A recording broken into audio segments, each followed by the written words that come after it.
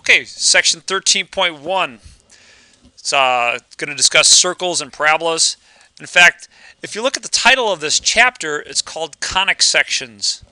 And the place that this chapter gets its name from is kind of interesting, and I wonder who it was that first thought of this. But all the conic sections that we're going to study in this chapter can come from the intersection of a plane and two cones. So you place the two cones tip to tip, and then you slice them with a plane. Now, if that plane is perpendicular to the axis of symmetry, you'll get a circle. If it's parallel to one of the sides, you'll get a parabola. If it's tilted just a little bit, you get a special oval called an ellipse. And if it faces, if you slice it parallel to the axis of symmetry but a little bit removed from the center, you get two parabolas that face away from each other called hyperbolas. So those graphs are down here. In this first section, we're going to study these two. We'll probably only get to this one today, but we will study the rest of them as well. They've got lots of great applications, but we're going to start by deriving the equation of a circle. And for that, it's helpful to remember the distance formula. So here's kind of a generic circle here. And I want to come up with an equation for it. So it has a center at some point h and k. What's that distance r stand for? The radius. Good. Stands for the radius. Now, if I extended that all the way across, what would that line be called? It'd be the diameter, right? Now, when you buy a 14-inch pizza from, say, Domino's or Little Caesars, is that 14 inches the diameter or the radius? The diameter, right? If they were advertising the radius, they'd have to say, come buy a 7-inch pizza, which doesn't sound nearly as impressive, right? 14 inches sounds much more desirable. Now, let's figure out the equation here. And what we're going to start with is the distance formula. Do you remember the distance formula between 2 points? No. You do. Oh, you do? Yes. Go ahead. x2 minus x1 over 2. Nope, not quite. The square root. The square root of x1. All right, that's a little bit closer. Yeah. So it looks like this. If you want the distance between 2 points, its distance is the square root of x2 minus x1 squared plus y2 minus y1, again, squared. And what we can say for a circle is that that distance is always fixed. So let's call that distance r. And you don't have to copy this down. You just have to know the final result here. If this is my circle with center at h and k, and I've got some point on the outside of this, say, give it general coordinates of x and r, or it's going to be x and y, then I can calculate the distance between these 2 points. It'd be the square root of x minus h squared plus y minus k squared, like that. But that's kind of an ugly looking formula, especially because of the square root there. Any ideas on how I could get rid of the square root from the right-hand side of the equation? Square each side. Thank you. If I square each side, then I get this. R squared equals x minus h squared plus y minus k squared, like that. And that's the equation of a circle with a center at points h and k. And what's the radius equal to?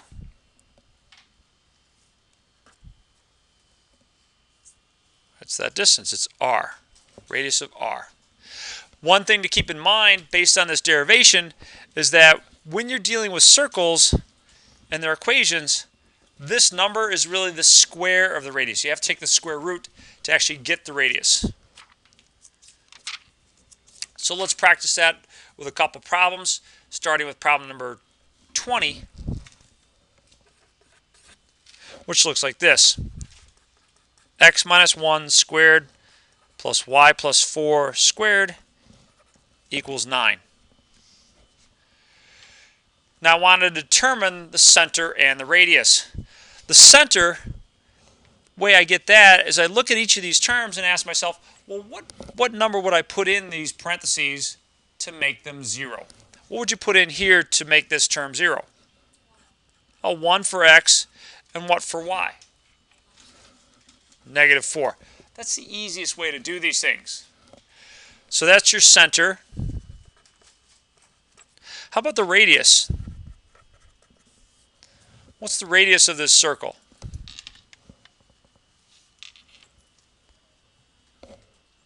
Not all at once. Square root of 9. I'll wait while you reach for your calculators. All right, 3. There we go. Thank you. So 3. Nice. And that's it. Let's try a slightly different one. Problem number 18. X plus 4 squared plus y squared equals 1. So a little bit more challenging maybe.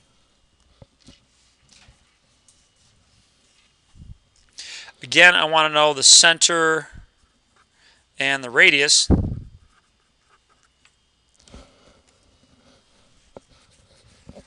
Volunteers for the center. Who haven't I heard from yet today? Yeah. All right, -4 and 0. So you're looking for the value of x or y that makes each of the squared terms equal to 0. So -4 and 0.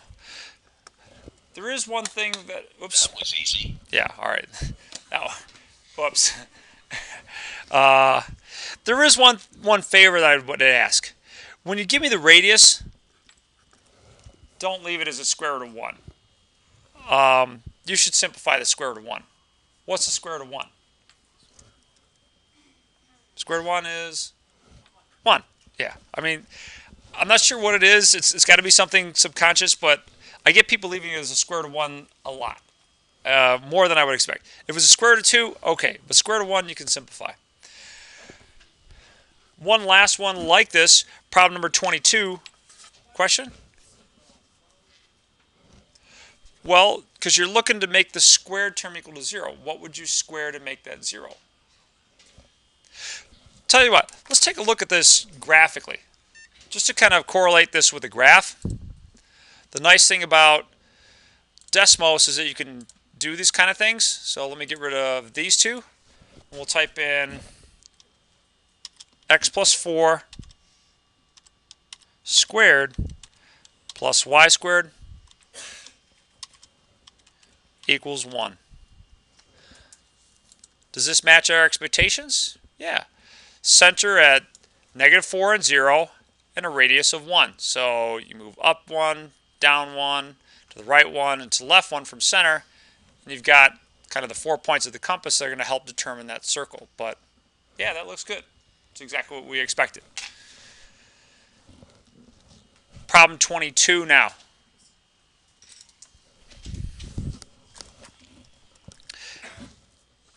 X squared plus y squared equals 10.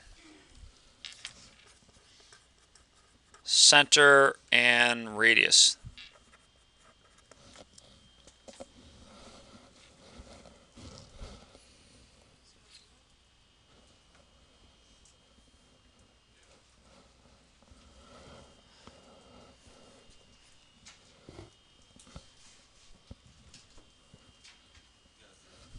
All right, 0, 0. Good. What's the radius? Anyone? Ah, nice. Somebody gave me a decimal value. It's okay to leave this one as a square root of 10.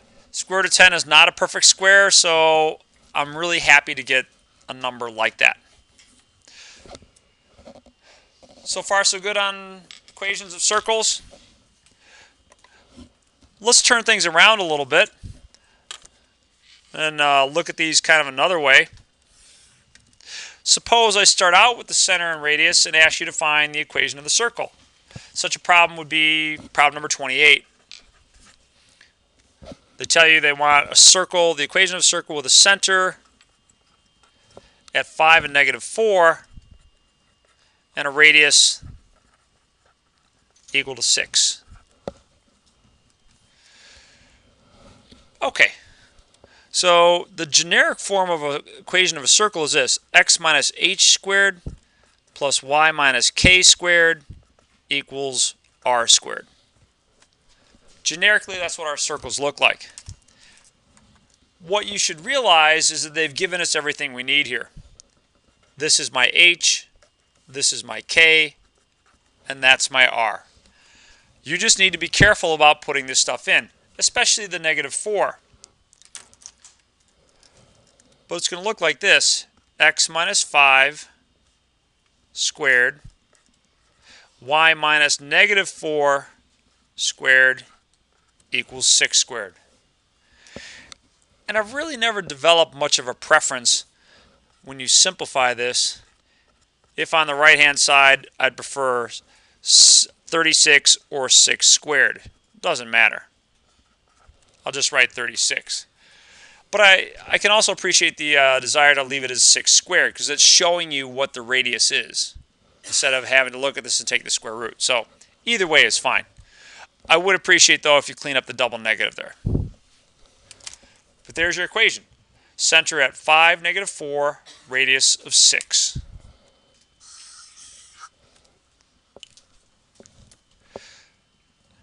You try one. Unless there's some comment or thoughts on problem 28.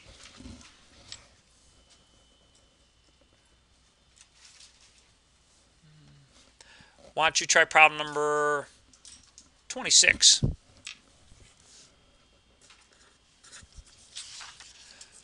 So we have a center at 5 and 3 and a radius of 2.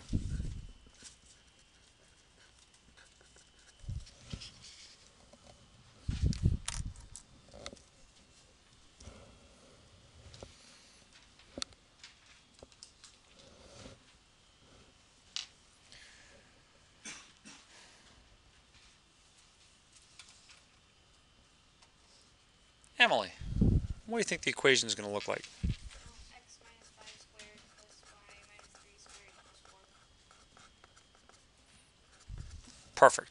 X minus 5 squared plus y minus 3 squared equals 2 squared, or better yet, 4. Nice.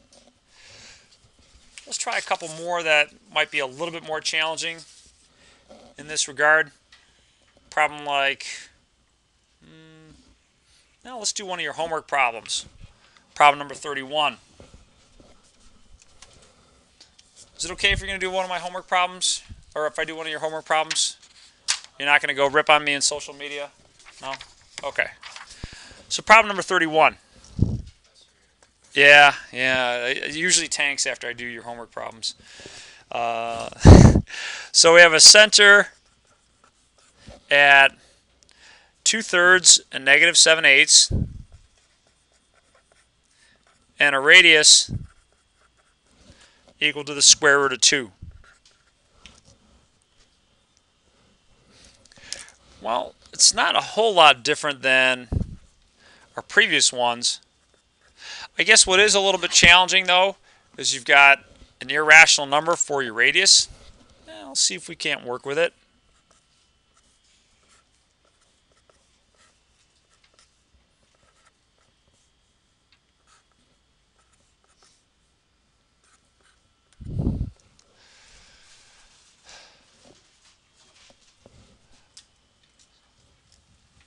So let's see there. We're given h and k. So it's going to be x minus what? 2/3. And y minus -7/8. That double negative is going to become a positive. So y plus 7/8. What am I going to fill in on the right-hand side? What do I get when I square the square root of 2? 2. And the left-hand side doesn't really change much. I just made that double negative a positive. Okay, so that's one of the more challenging ones that you're going to see there.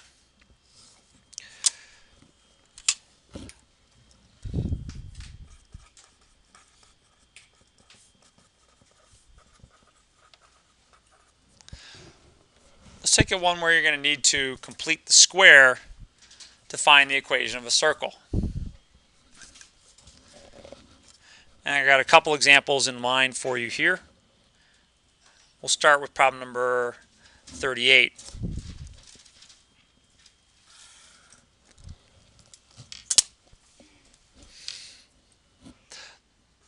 Problem 38 looks like this. X squared plus y squared plus 8x plus 2y equals negative 13. And the question on the test is going to be, what's the center and radius of this circle? And you look at that. Well, I'll tell you what. We will get the like terms together, which should, and they're not exactly like, but we'll pull the x's together. X squared plus 8x plus y squared plus 2y, like that. And that's not a whole lot of help. And here's what you're going to do. What you're going to do is complete the square on this. Remember that process from a long time ago? In fact, when we went over it, I said, oh, we'll use this way towards the end of the course. Well, now is that time. We've got to complete the square on both of these terms on the left-hand side. So let me remind you on how to do that. I want to add the number here that's going to make this a perfect square trinomial. There was 2 steps. Take half of the middle coefficient. Half of 8 is 4. 4 squared is 16. So 16 is what I'm going to put here to make that a perfect square. But if I put 16 on the left-hand side, what else do I have to put on, say, the right-hand side? Positive 16 on the right-hand side. I have to add that to both sides. Why don't you see if you can't complete the square on the middle term? Figure out what you're going to add.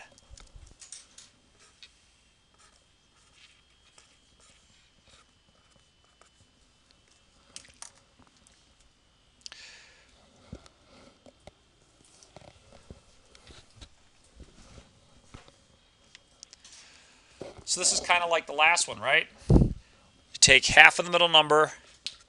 Half of what in this case? Half of 2. Half of 2 is 1. And 1 squared is also 1. Now if I add 1 to the left, I also have to add 1 to the right. Okay, so the right-hand side is going to simplify. Negative 13 plus essentially 17 is going to give me a positive 4. The left-hand side, well, I can rewrite these now, especially because I have these numbers. These are perfect squares. Lily, what do I square to get this term here? And yeah, y plus 1. Thank you. Nice. Is it a little easier to determine the center and radius now? I'm hoping that that's something you can read off. Let's see.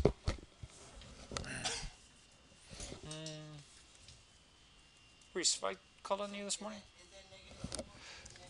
All right. Negative 4 and negative 1. Good. So that's our center. And what's the radius?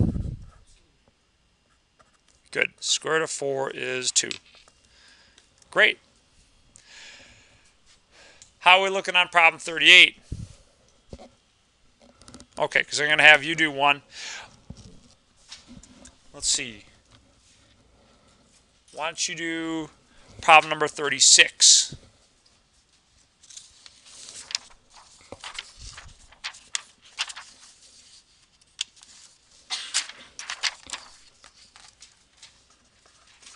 So problem 36 is x squared plus y squared plus 6x minus 4y equals negative 12. And do the same thing there that we did with problem 38. Let us complete the square. I'll get you a little bit of a head start on this.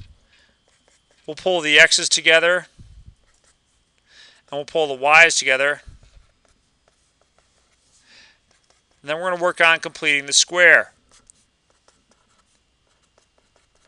Now I always like to put these blanks on both sides, because whatever we add to the left, you're also going to have to add to the right. If this is a little dusty, make sure you get some help on this, because we're going to do it again for ellipses, again for parabolas, and again for hyperbolas. So this process of completing the square is important.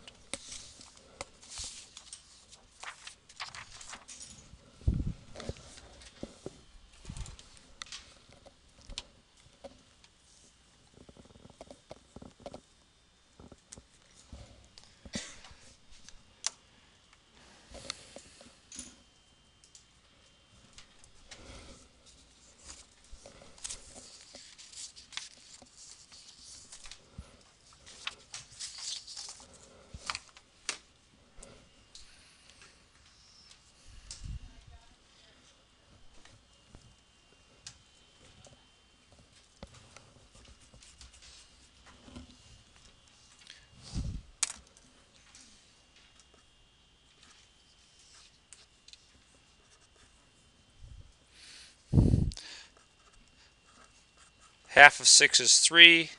3 squared is 9. So you should add a 9 to the left-hand side and a 9 to the right-hand side. How about for the second one? What do I add to both sides?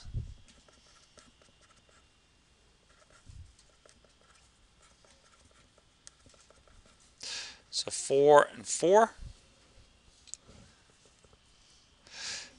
The left-hand side is a perfect square here and a perfect square here.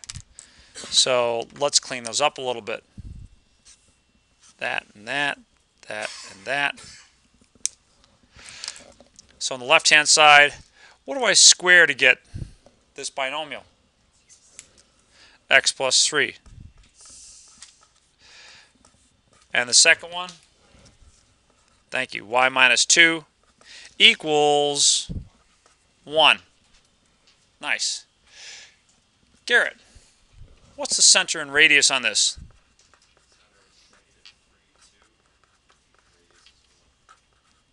Good. Radius is 1. Perfect. There is one comment that I'd like to make on these things. Before I do that, is there anything on 36 that you're a little unsure of?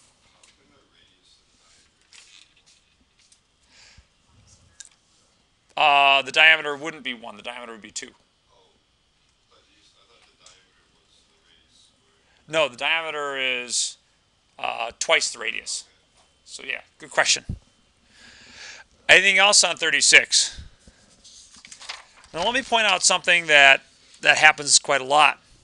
People who forget this process of completing the square try and figure out the center and radius a different way. And this is what they'll do. They'll factor out the x.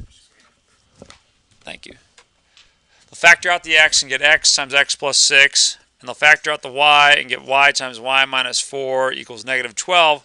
And they'll say, oh, the center is negative 6, 4, and the radius is the square root of negative 12. Is that close at all? It's not going to give you the radius. So, all right, it's just not going to work. There's one way to do these things, folks, and that is complete the square. So please make sure you're good on this process when you work with these things.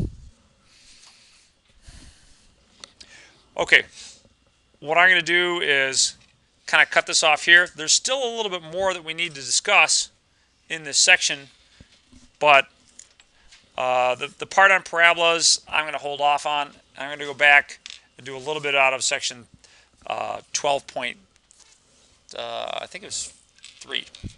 So right now for homework,